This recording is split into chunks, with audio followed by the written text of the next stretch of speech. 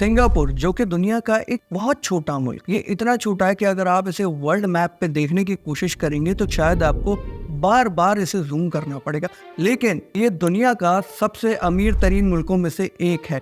Asia में ये पहले नंबर पे आता है in the richest country of the world, और फिर दुनिया में चौथे नंबर पे ये सबसे अमीर मुल्क है। पाकिस्तान और इंडिया का अगर कंपैरिजन किया जाए तो ये इतना छोटा है कि इन मुल्कों के शहरों से भी ज्यादा छोटा मुल्क है। ये मुल्क एक सिटी स्टेट है, मतलब यहाँ कोई अलग अलग शहर नहीं है। सिंगापुर के अंदर ही अलग अलग रीजन्स डिवाइडेड है और लोग वहाँ रहते हैं। इसका टोटल एरिया है 710 किलोमीटर। कैसे इस छोटे से मुल्क ने इतनी तरक्की करी?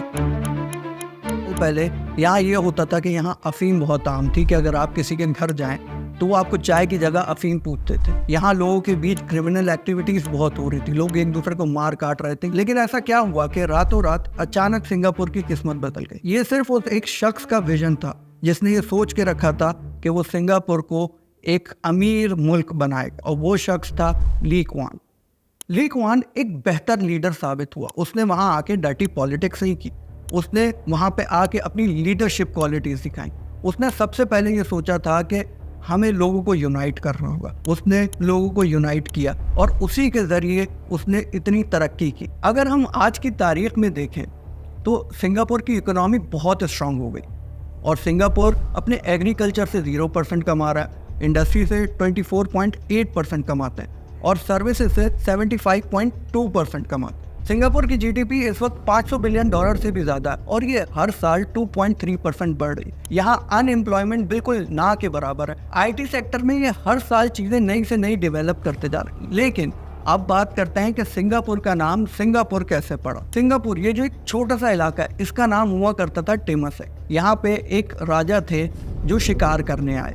उन्होंने वहाँ पे एक शेर देखा। उस शेर को देखने के बाद उन्होंने उस जगह का नाम रख दिया सिंगापुरा। तो फिर ये आहिस्ता आहिस्ता चल के इसका नाम सिंगापुर हो गया। और अगर देखा जाए तो आज भी सिंगापुर का जो ओरिजिनल निशान है, सिंबल जो है, वो एक लायन का है। वक्त गुजरता गया, एक के बाद एक राजा यहाँ आते गए, वो रूल करते रहे, और वो अपने हिसाब से इस एरिया पे टैक्सेशन लगाते गए, चीजें करते रहे। फिर हुआ ये कि जब ईस्ट इंडिया कंपनी को इस एरिया की जरूरत पड़ी तो उन्होंने बड़ी ही चालाकी से अपने एक ऑफिसर थॉमस स्टैमफोर्ड को 1819 में यहाँ भेजा, और उन्होंने उस वक्त के सुल्तान के साथ एक ट्रीटी साइन की। ट्रीटी क्या, बेसिकली उन्होंने वो जगह खरीदी। 8,000 स्पेनिश डॉलर उस बादशाह को दिए गए, और कहा गया कि अब यहाँ सिंगापुर पे जो भी होगा वो हम करेंगे। फिर आहिस्ता आहिस्ता उन्होंने वहाँ पे इंफ्रास्ट्रक्चर डेवलप करना शुरू किया। तो ये वो वक्त था जब सिंगापुर में इंफ्रास्ट्रक्चर डेवलप होना शुरू हो गया, पोर्ट बनने लगे, काम होने लगा, वहाँ लोग आके रहने लगे।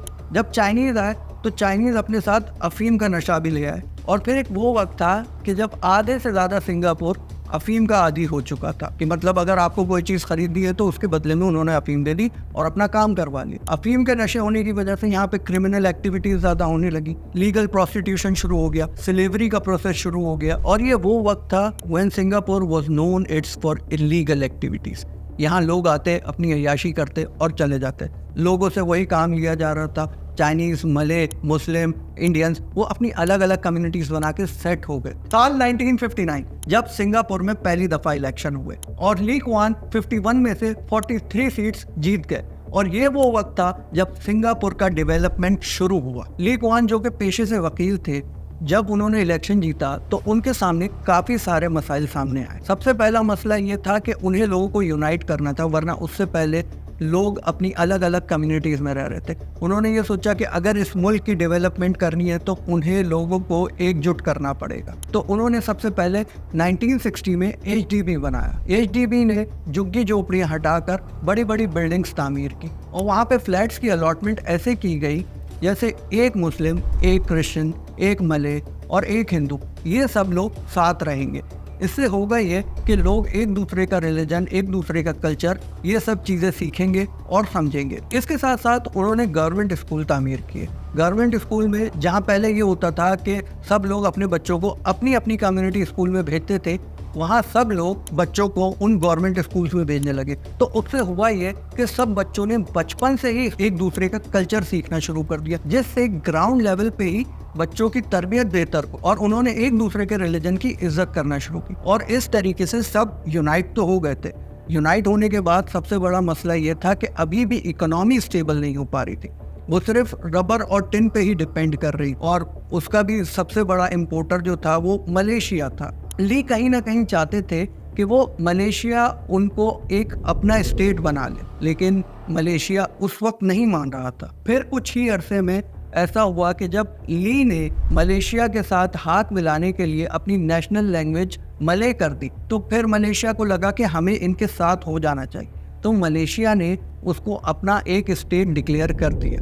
मलेशिया ने अपना स्टेट तो डिक्लेयर कर दिया था, लेकिन जब अगले साल इलेक्शन होने थे और ली कुआन ने अपनी ख्वाहिश जाहिर की कि वो भी उस इलेक्शन में शामिल होंगे, तो मलेशिया को ये बात कहीं ना कहीं खटकने लगी, क्योंकि ली कुआन अपने किस्सों की वजह से वैसे ही बहुत फेमस हो रहे थे। एक किस्सा ये था कि जब एयरपोर्ट पे वो मजदूरों ने स्ट्राइक की, तो ली कुआन वहाँ गए और उन्होंने बोला कि आप सारों को फारिग किया जाता है, हम नई भर्तियां ले आएंगे, हम ब्लैकमेल नहीं होंगे। और उन्होंने अपने इस एक्ट से ये साबित कर दिया था कि वो इस मुल्क को बुलंदियों की एक अलग ही ऊंचाइयों पर लेकर जाएंगे। तो इनके इस एक्ट से लोगों को समझ में आ गया था कि उन्हें अब काम करना पड़ेगा। ये सारी चीजें तो ली कर ही रहे थे, लेकिन उनको ये बात समझ में आ गई थी कि इन चीजों को कोई फायदा नहीं है कि लोगों को यूनाइट कर लिया या जो है लोगों को काम पे लगा दिया। जब तक इन चीज़ों को कोई फायदा नहीं है, जब तक करप्शन खत्म नहीं हो। और करप्शन के लिए इन्होंने एक बोर्ड बनाया जो कि डायरेक्ट प्राइम मिनिस्टर को रिपोर्ट करता था, और अगर कोई करप्शन करते हुए पकड़ा गया उसको सजा होगी 7 साल की और $1 लाख जो है वो फाइन होगा। तो आप सोच सकते हैं कि वहाँ का रूल कितना स्ट्रिक्ट होगा। और वहाँ की जेल इतनी खतरनाक है कि अगर आज भी कोई बंदा उस जेल से होकर आ जाए तो वो लोगों को यही नसीहत करता है कि कुछ भी कर लेना, लेकिन कोई ऐसा काम मत करना कि जिससे तुम्हें जेल हो जाए। वहाँ पे इवन पब्लिक स्मोकिंग पे भी आपको जेल हो सकती है। तो आप सोच सकते हैं कि वहाँ पे रूल्स एंड रेगुलेशन कितने स्ट्रिक्ट होंगे और कितनी स्ट्रिक्ट उनकी बुनियाद रखी गई होगी जो आज तक उन चीज़ों पे अमल हो रहा है। इन्होंने बच्चों की वेलबींग के लिए भी बहुत काम किया। इनकी आज भी एक स्कीम बड़ी फेमस है जो कि है $2 मैच स्कीम। इस स्कीम में होता यह है कि अगर आपका बच्चा 12 साल की उम्र तक का है, आप उसका अकाउंट खुलवाएं। वहाँ पे आप जितने पैसे डालेंगे सिंगापुर गवर्नमेंट उतने ही पैसे मैच करेगी और वो उसके अकाउंट में डालेगी, और वो फिर आप आगे जाके उस बच्चे की वेलबींग के लिए यूज कर सकते हैं। और इसके साथ साथ आप सिंगापुर जाएं तो वहाँ आपको दिखेगा कि कोई नल का पानी भी जो है, कोई टैप वाटर भी है, उस पर लिखा हुआ होगा कि you can use it to drink, मतलब कि हर पानी जो है वहाँ का वो ड्रिंकेबल है, आप उसे पी सकते हैं। ये क्यों है? ये इसलिए है क्योंकि उन्होंने ऐसे रिजर्वायर्स क्रिएट किए हुए हैं, उन्होंने ऐसा स्टोरेज सिस्टम क्रिएट किया हुआ है कि जब बारिश होती है तो पानी वहाँ पे गटरों में जाने की बजाय उन रिजर्वायर्स में से आता है। वो उस पानी को स्टोर करते हैं, उसको रिफाइन करते हैं, और वो पानी पूरे शहर को डिस्ट्रीब्यूट होता है। साल 1964 जब वहाँ चाइनीज, मुस्लिम और मले लोगों के बीच में कुछ झड़प हो गई, हुआ ये कि 23 लोग उसमें मर गए। तो फिर मलेशियन गवर्नमेंट कहती है ली को कि आप मले लोगों का साथ दें, लेकिन उन्होंने बोला कि भाई मेरी तो बेसिक्स ही इस चीज़ पे है कि मैंने लोगों को यूनाइट किया, तो उन्होंने बोला कि मैं कैसे उनका साथ दे सकता हूँ। और वैसे भी मलेशियन गवर्नमेंट को तो चाहिए ये था कि वो किसी ना किसी तरीके से ली को अपने से अलग कर दे। तो उन्होंने उस बात को मुद्दा बनाया और ली को कहा कि अब हम लोग साथ नहीं रह सकते, इस चीज़ को यानी कि सिंगापुर को और मलेशिया को अलग होना होगा। और फिर इस तरीके से सिंगापुर और मलेशिया अलग हो गए। इससे पहले एक दफ़ा ली को जेल भी हुई थी, लेकिन जेल से आने के बाद जब उन्होंने प्रेस कॉन्फ्रेंस की तो वो ये कहते हुए रो पड़े कि उन्हें मलेशिया से अलग होना पड़ रहा है। 9 अगस्त 1965 को सिंगापुर मलेशिया से अलग हो गया। 1970 तक वहाँ से ब्रिटिशर्स भी चले गए। तो फिर अब ली के सामने एक बहुत चैलेंजिंग सिचुएशन थी कि उनके पास ना आर्मी थी ना एयरफोर्स था, किसी ना किसी तरीके से उनको इस मुल्क को बचाना था। उन्होंने बोला कि उनके पास टाइम नहीं था पॉलिटिक्स करने का, अगर वो पॉलिटिक्स में लग जाते तो सिंगापुर का वजूद शायद खत्म हो जाता। तो फिर उन्होंने जैसे तैसे करके वहाँ पे आर्म फोर्सेस भी बना ली, लोग वहाँ काम भी करने लगे। वहाँ पे अनएम्प्लॉयमेंट जो कि बढ़ गया था जब ब्रिटिशर्स चले गए थे, उस चीज़ को उन्होंने इस तरीके से ख़त्म किया कि उन्होंने वहाँ ऑयल रिफाइनरीज लगा ली थी, उन्हें बड़ा बेनिफिट हुआ। फिर उन्होंने ये सोचा कि उन्हें बाहर की कंपनीज को बुलाना चाहिए, और उन्होंने बाहर की कंपनीज को बुलाने के लिए नई नई स्कीम्स देना शुरू की, जैसे कि कुछ इंडस्ट्रीज़ का वो टैक्स बिल्कुल माफ़ कर देंगे, या कुछ इंडस्ट्रीज़ को 5 साल के लिए टैक्स हॉलीडे दे दी जाएगी। इस तरीके से लोगों ने उस अपॉर्चुनिटी को अवेल किया, वो वहाँ आए, और देखते ही देखते कुछ ही सालों में सिंगापुर एक बहुत बड़ा बिजनेस हब बन गया। जब वहाँ लोग आने लगे, अपने बिजनेसेस डेवलप करने लगे, वहाँ IT सेक्टर का हब बन गया। वहाँ पे लोग हर तरीके का काम कर रहे थे, तो फिर हुआ ये कि वहाँ अनएम्प्लॉयमेंट 1% रह गया, और जो कि शायद आज 1% भी नहीं है। कि ये सिर्फ एक इंसान का विजन था, उसने ये सोचा था उसे किस तरीके से इस मुल्क को दुनिया के अमीर मुल्कों में से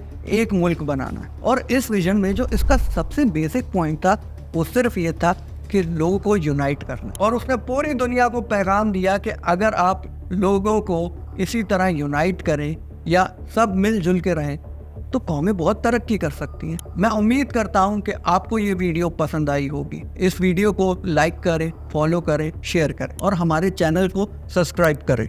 थैंक यू।